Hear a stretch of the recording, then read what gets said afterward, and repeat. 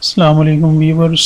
आज हम science class 4 chapter number 6 की एक्सरसाइज को देखेंगे और उसमें क्या क्वेश्चन क्या हमसे पूछा गया है उसको रिजॉल्व करने की कोशिश करेंगे। तो चलिए स्टार्ट करते हैं। Tick on the correct answers. इसका मतलब है कि आपने सही जवाब चुनने हैं। What is a force? Force क्या है? Push, pull, lift, push and pull both. तो हमने पढ़ा है कि पुश एंड पुल बोथ जो है उसको हम फोर्स कहते हैं। तो इसमें ये डी करेक्ट है। उसके बाद आ रहा है जी, when a body changes its position it is called. जब बॉडी अपनी पोजीशन चेंज करती है तो वो क्या कहलाती है? उसको हम कहते हैं कि बॉडी इन मोशन। इसमें ये सी पार्ट आएगा। उसके बाद है all bodies are attracted towards the earth due to. तमाम अजसाम जो है वो ज़मीन की तरफ किस लिए खींचे जाते हैं? Due to gravity. इसमें सी पोस्ट सी आएगा। If you apply the same force on a toy car, अगर हम खिलौने के ऊपर भी वही फोर्स लगाएं। If you apply the same force on a toy car, अगर हम खिलौने के ऊपर एक ही तरह की ताकत लगाएं और it will travel longer on, तो ये किस पर ज़्यादा चलेगा? रॉकी सॉइल पे, मार्बल फ्लोर पे, फ्लोर ब्रिक्स पे या ग्राउंड पे? तो मार्बल फ्लोर के ऊपर ज़्यादा चलेगा क्योंकि उसमें फ्रिक्शन कम होगी। विच machine consist of grooved wheel?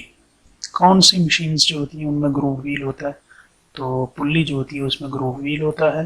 Groove wheel ये होता है कि उसके दोनों सरफेस साइड वाली ऊपर होती है और दरमियान से वो नीचे कुंदा किया होता है, इनग्रेव्ड किया होता है। शॉर्ट आंसर्स हैं। क्वेश्चन है how force and motion are related, explain. Force और मोशन आपस में उनका क्या ताल्लुक है, वजाहत करें।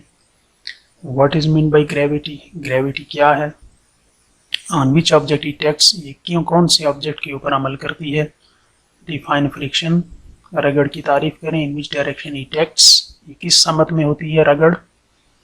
What is a machine and how does it work for us, machine क्या है और ये हमारे लिए कैसे काम करती है? Why can not we walk on ice easily, हम बर्फ़ के ऊपर आराम से आसानी से क्यों नहीं चल सकते? सारे सवाल जो इनके जवाब हमने स्लाइड के ऊपर हैं, उनको देखते हैं वन बाई वन। तो पहला जो क्वेश्चन था, क्वेश्चन नंबर 2 का पहला पार्ट ये लिखा हुआ है। Question number 2 part number first, force can produce और स्टॉप द मोशन। फोर्स और मोशन में उसने पूछा था क्या ताल्लुक है। तो फोर्स मोशन को स्टार्ट भी कर सकती है, किसी भी हरकत को शुरू कर सकती है, पैदा कर सकती है, या उसको रोक सकती है। यानी एक चीज़ अगर अपनी जगह पर खड़ी है तो फोर्स उसको चला सकती है, मोशन में ला सकती है।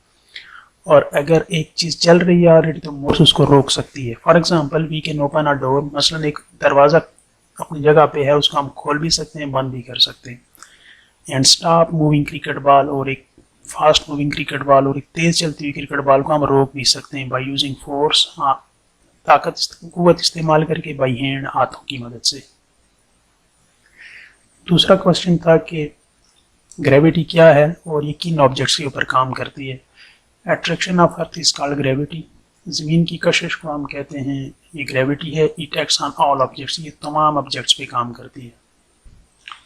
The force which acts against the motion of the object it direction is, अच्छा क्वेश्चन नंबर 3 था कि रगड़ क्या है।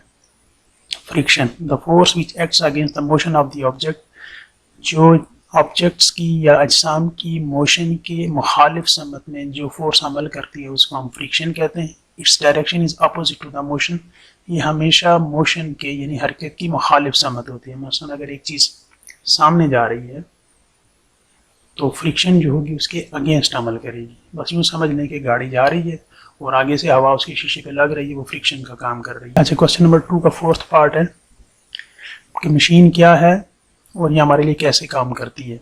तो इसका आंसर था anything that makes our work easier, कोई भी चीज़ जो हमारे काम को आसान बनाती है, इज कॉल्ड अ मशीन, उसको हम मशीन कहते हैं।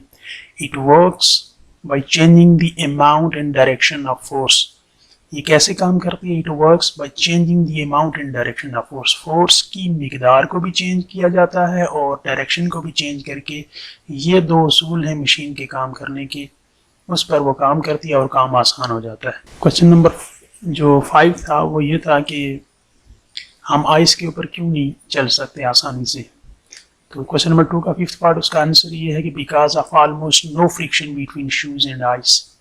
तो फ्रिक्शन जूते जो हमने पहने होते हैं उनके और आइस के दरमियान जो सरफेस होती है उसमें चूंकि फ्रिक्शन कोई भी नहीं होती, इसलिए हमें प्रॉब्लम आती है चलने में। तो ये उसके आंसर्स थे। कंस्ट्रक्टेड रिस्पांस क्वेश्चन, इनमें जी पहला है क्वेश्चन नंबर 3 का पहला part, look carefully at the pictures given below. नीचे दिए हुई तस्वीरों को देखें, 3 तस्वीरें 3 तरह के जूते हैं। विच one of this shoes is suitable for Rocky soil, इनमें से पथरीली ज़मीन या चट्टानों वाली ज़मीन के लिए कौन सा मौजू है। Which one of the for playground, खेलने के लिए कौन सा बेहतर है जूता। And which one for icy surface, और बर्फानी जगह के लिए यानी बर्फ के ऊपर अगर आपने स्लाइड करना है तो कौन सा बेहतर रहेगा। Explain the reason in answer, answer की वजाहत भी करें।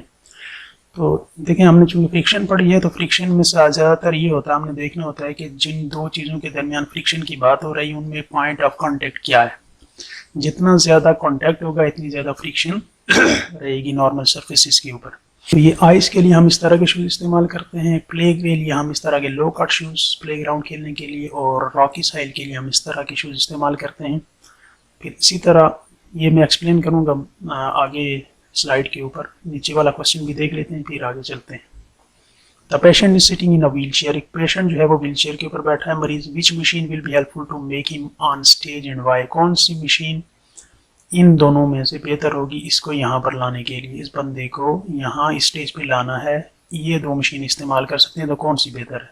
देखिए, ये जो आपके पास इंक्लाइंड प्लेन है, इसको अगर यहाँ पर रखेंगे तो मज़ीद 2 स्टेप्स ऊपर जाना इसके लिए थोड़ा मसला है, क्योंकि ये सीधी डायरेक्ट इसके ऊपर नहीं लग सकती। हाँ, ये जगह अगर इसकी जगह अगर हम इसको यहाँ रख दें, यहाँ पर स्टेयर्स नहीं है, तो फिर ये आसानी से ऊपर जा सकता है। तो इसको भी हम यूज़ कर सकते हैं यहाँ पे रख के, और अगर इसको यूज़ करना है तो डायरेक्ट यहाँ से यहाँ तक लगाएंगे, इसको रखेंगे। अगर पॉसिबल है कि हम इसका जो ऊपर प्लैंक लगा हुआ, ये जिसको हम तख्ता कहते हैं, ये लगा के इसके ऊपर लाया जा सकता है। इसकी यूज़ जो नीचे उसका वेज है इसकी ज़रूरत नहीं रहेगी। लेकिन ये बेसिकली क्वेश्चन इसी से मुताल्लिक था इंक्लाइंड प्लेन के लिए, क्योंकि व्हील चेयर के लिए हमेशा इंक्लाइंड प्लेन यूज़ की जाती है। लेकिन ये जो स्टेयर्स इसने बनाई हैं ये यानी सेंसलेस सी लग रही है पिक्चर, और ये बहरहाल इसके लिए इंक्लाइंड प्लेन बेहतर रहेगा। आइए स्लाइड्स की तरफ चलते हैं, स्लाइड्स को देखते हैं। ये जो क्वेश्चन नंबर 3 था, शूज़ के बारे में पूछ रहा था कि कौन से शूज़ जो हैं वो कहाँ बेहतर रहेंगे। तो उसके ऊपर क्वेश्चन नंबर 3 का पहला पार्ट है, for playing we need less friction, खेलने के लिए हमें चूंकि कम फ्रिक्शन की ज़रूरत है, so we use low cut shoes, तो हम लो कट शूज़ जो जहाँ वहाँ तस्वीर में दिखाए गए थे वो हमें चाहिए होंगे। फॉर रॉकी सरफेस, चट्टानों वाले या पथरीली जगह, we need little more friction, हमें थोड़ी ज़्यादा फ्रिक्शन चाहिए ताकि हमारा पाँव स्लिप ना कर जाए, पत्थरों के ऊपर थोड़ी हल्की ग्रिप होनी चाहिए। So we use long shoes, तो लॉन्ग शूज़ के जो सोल है उसके नीचे जो टूथ बने हुए हैं, दंदान जो हैं वो थोड़े चौड़े टाइप के हैं, इसलिए वो पथरीली ज़मीन जो है उसके ऊपर ज़्यादा कांटेक्ट में रहेगा और फ्रिक्शन ज़्यादा रहेगी और उसको ग्रिप में रखेगा। For icy surface we need to propel ourselves, जो इस तरह के हर जगह बर्फ़ है तो उसके लिए हमें अपने आप को धकेल के आगे ले जाना पड़ता है, जैसे स्केटिंग करते हैं लोग। So we use skating shoes, तो ये जो स्केटिंग शूज़ दिए हुए हैं ये यूज़ होते हैं ताकि उससे पुश आसानी से लग जाता है, धक्का आराम से लगा सकते हैं आप। अच्छा जी, क्वेश्चन नंबर 3 का दूसरा पार्ट था कि इंक्लाइंड प्लेन जो है और ये सीसा वाला जो प्लैंक दिया हुआ था, इन दोनों में से कौन सा यूज़ करके हम जो पेशेंट था उसको ऊपर स्टेज पे ले जा सकते हैं। तो inclined plane will be useful because it requires less effort, inclined plane जो है वो मुफीद रहता है क्योंकि इसको एफर्ट की कम ज़रूरत होती है। ये आएगा जी आपका क्वेश्चन, ये जी question number 4, investigate. Suppose you are writing on a notebook, फर्ज करते हैं कि आप एक कॉपी के ऊपर लिख रहे हैं विद अ पेंसिल से answer the following question based on observation. तो नीचे वाले सवालों के जवाब दें मुशाहिदे के मुताबिक।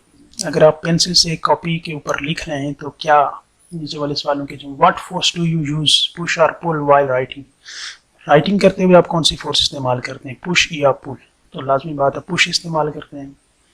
इसको भी मैंने स्लाइड में लिखे हुए हैं, आगे आंसर हम डिटेल से देखेंगे। What is the role of friction in writing on paper with pencil, friction का क्या रोल है। फ्रिक्शन जो है वो जो पेज और पेंसिल की निब है यानी जो उसका लेड है, सिक्का जिसको हम बोलते हैं, उसके दरमियान जो है फ्रिक्शन जो है वो पेज के ऊपर सिक्के को ठहराने में मदद करती है। उसकी मदद से ये पेज के ऊपर जो वर्ड आप लिखते हैं वो उसी तरह रहता है, बह के कहीं इधर उधर नहीं चला जाता। After using the pencil why do we need to sharp, pencil इस्तेमाल करने के बाद हमें इसको दोबारा बनाना क्यों पड़ता है। तो लाजमी बात है कि जब फ्रिक्शन मौजूद है तो उसके पार्ट्स को जो है वो टर्न आउट कर देता है, यानी घिस जाते हैं उसके पार्ट्स, तो इसलिए हमें दोबारा इसको बनाना पड़ता है। अच्छा जी, वो स्लाइड भी देखते हैं और नीचे वाला ये क्वेश्चन देख लेते हैं। Make a pulley for hoisting a flag, झंडा लहराने के लिए एक पुल्ली बनाइए। Make a mast in the school ground, school के ग्राउंड के ऊपर एक मास्ट बनाएं। एंड विद मास्ट होता है कोई भी बुलंद पोस्ट या ऊंची जगह जहां पर कुछ चीज़ लहराए या कुछ चीज़ खड़ी हो, पोस्ट जिसको कहते हैं। With the help of a bamboo, एक बांस की मदद से, एन आयरन हैंगर, और एक आयरन यानी स्टील लोहे का बना हुआ कोई हैंगर हो। अ स्मॉल वुडन रील, एक छोटी रील होनी चाहिए मूव करने के लिए। व्हील टाइप रोप, और एक रस्सी चाहिए आपको। फ्लैग चाहिए, झंडा चाहिए। प्लम लाइन जो है वो आपको एक चाहिए जिससे आप उसकी डायरेक्शन देखेंगे बिल्कुल सीधी है। एंड ब्रिक्स और कुछ आपको एंटे चाहिए। Hoist the national flag of Pakistan with this pulley, तो नेशनल फ्लैग जो है इसकी मदद से आप इसको लहराएं, इसको होस्ट करें। तो ये एक आसान सा प्रोजेक्ट है, इस स्कूल में किया जा सकता है। इसमें आप ये चीज़ें बच्चों से कहीं अरेंज करें, फिर वो आप मिलकर उनकी हेल्प करें और फ्लैग को होस्ट करने की कोशिश करें। अगर ब्रिक्स अवेलेबल नहीं है तो ब्लॉक्स भी यूज़ किए जा सकते हैं। जी, क्वेश्चन नंबर जो 4 था उसके कुछ पार्ट्स, ऊपर वाला जो क्वेश्चन हमने छोड़ा है इसको डिस्कस किया पेंसिल के बारे में। इसके स्लाइड में चेक कर लेते हैं कि हमने कैसे एक्सप्लेन किया हुआ है। ये 4 का ए पार्ट जो है, we use push to write on a paper, तो पेपर के ऊपर हम पुश इस्तेमाल करते हैं लिखने के लिए।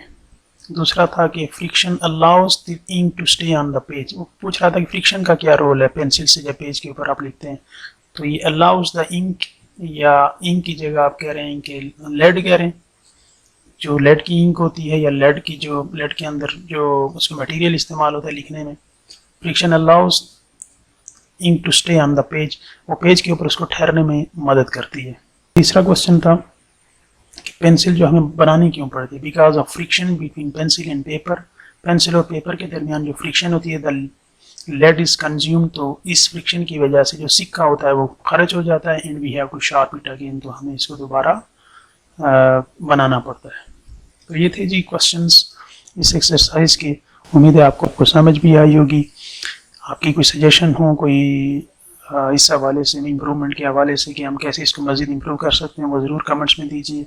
साथ साथ हमारे पेज को भी लाइक करें और सब्सक्राइब भी कीजिए ताकि हर आने वाली वीडियो आपको मिलती रहे, और अपने दोस्तों के साथ भी इसको ज़रूर शेयर करें। Thank you very much. Right here, and please subscribe to our channel too. And please don't forget to click the bell so you can be the first to receive all of our updates. Okay then, I have to go. Hey bear, wait for me!